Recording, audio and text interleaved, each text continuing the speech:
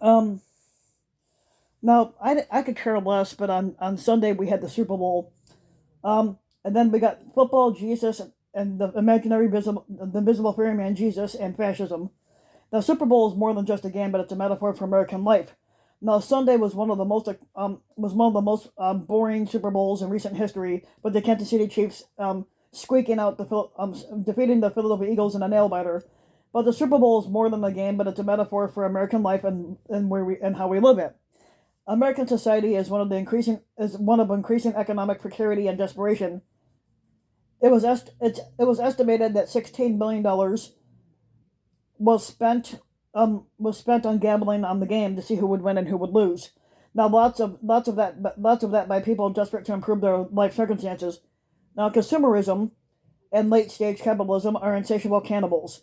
Many people watch the Super Bowl, but not for the competition on the field, but instead primarily for the commercials. I don't watch the Super Bowl, and I primarily do not watch TV for commercials because I hate fucking commercials. The NFL has created a multimedia machine worth tens of billions of dollars, and it has succeeded in making Sunday football and the Super Bowl a type of civic religion and unofficial national holiday, respectively.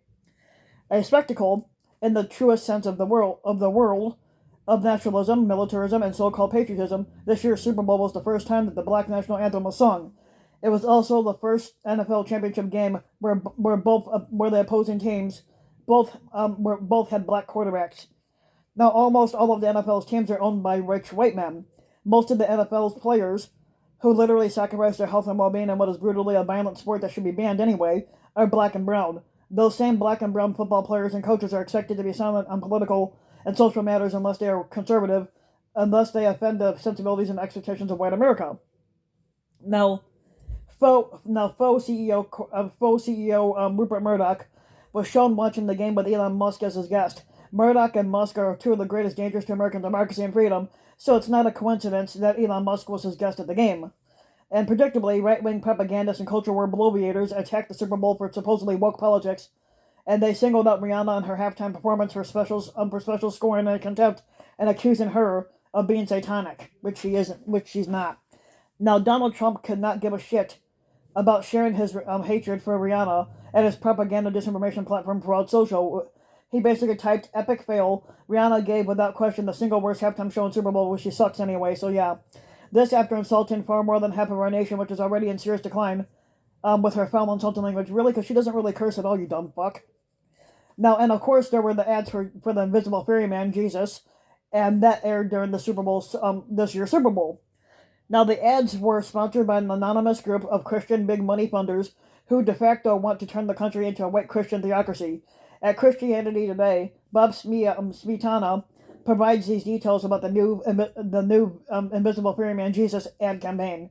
For the past 10 months, the He Gets Us ads have shown up on billboards, YouTube channels, and television screens, and most recently during NFL playoff games across the country. And all of them were spreading the message that Jesus understands the human condition. The campaign is a project of the Servant Foundation, an Overland Park, Kansas nonprofit that does business as the signatory. The donors backing the campaign have until recently remained anonymous in early 2022. Organizers only told Religion News Service that funding came from like-minded families who desired to see the invisible fairyman of the Bible represented in today's culture with the same relevance and impact that he had over 2,000 years ago. If he even existed 2,000 years ago, and I'm pretty sure he didn't. But in November, David Green, the billionaire co-founder of Hobby Lobby, had told the talk show host Glenn Beck that his family was helping fund the ads. Now, Green, who was on the program to discuss his new book on leadership, had told Beck that his family and other families would be funding an effort to help spread the word about Jesus. Yeah, I'm not really interested in that, so yeah. In an interview with NPR, Josiah Daniels, who was an associate opinion editor at Sojourners, had shared these concerns about the crystal fascist politics at work, and He Gets Us ad campaign.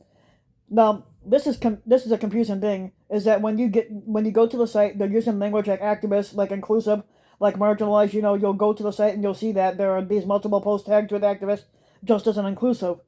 And so they're using the language of social justice, but there's no material commitment to actually practicing social justice. So this disturbs not just me, but everybody that doesn't support the Invisible Fairyman. Now Slate Molly now Slate now the Molly Olmstead of Slate focuses on how the real motivation behind the new Jesus Christ Invisible Fairyman ad campaign is to increase the power of white Christians in American life at a time when their numbers are shrinking.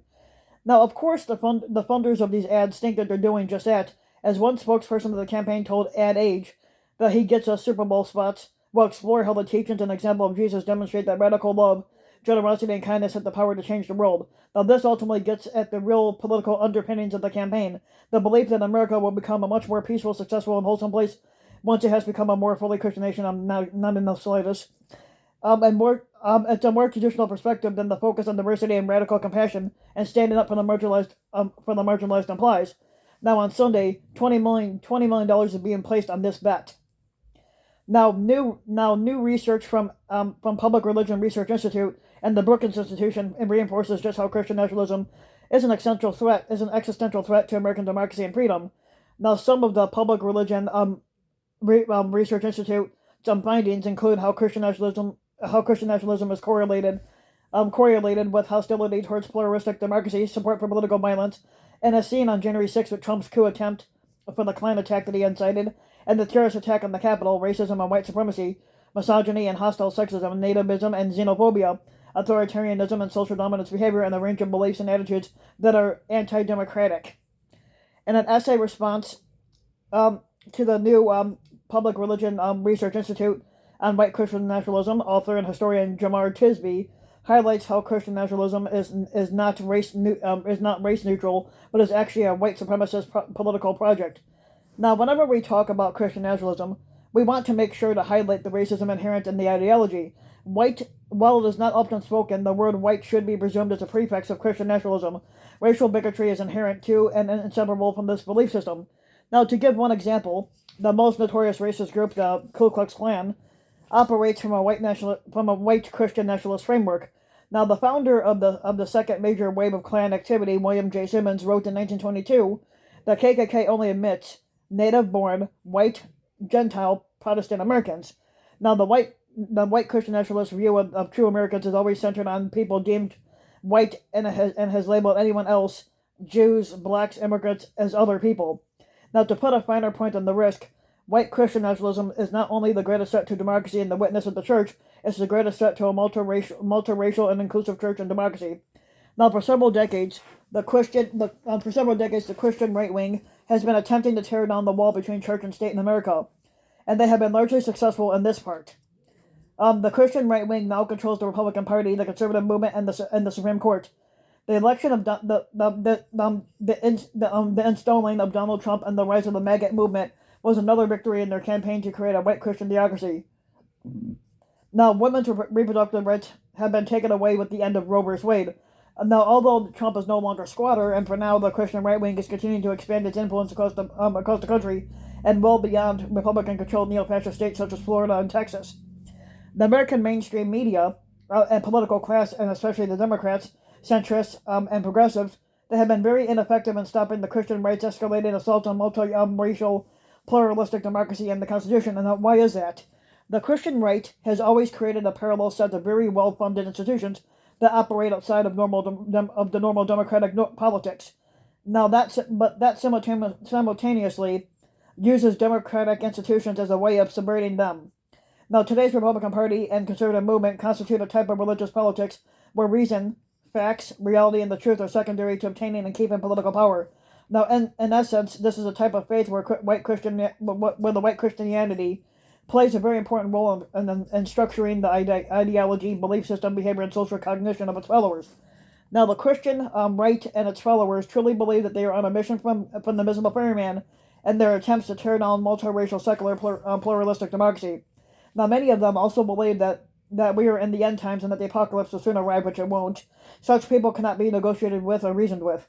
Now, contrary to what many in the American political class and news media would like to believe, the Christian right wing cannot be shamed or mocked or otherwise embarrassed into changing their beliefs and behavior. And to that point, the Democratic Sheldon Freud may generate clicks and ad revenue, but it does no real political work in terms of protecting American democracy. Now, in the end, that mockery and laughter is just taken as validation of the righteousness of the Christian right struggle to end pluralistic democracy and replace it with white crystal fascist shining city on the hill where the white men with money rule over all others because their miserable ferryman commands this. Now, pro-democracy Americans need to understand this and these realities so that they can formulate a plan to stop the Republican fascists and their shock troops. Now, part of that will require using the appropriate moral language.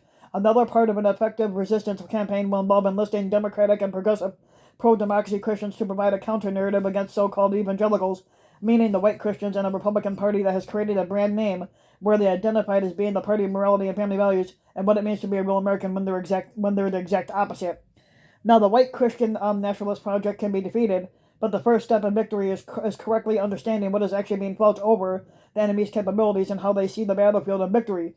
Now, unfortunately, too many Democrats, progressive centrists, and the American news media, and pundits and everyday Americans still believe that denial and wish-casting and dialogue are effective ways of stopping the Christian right wing and Republican fascists, and this is why they are fucking losing.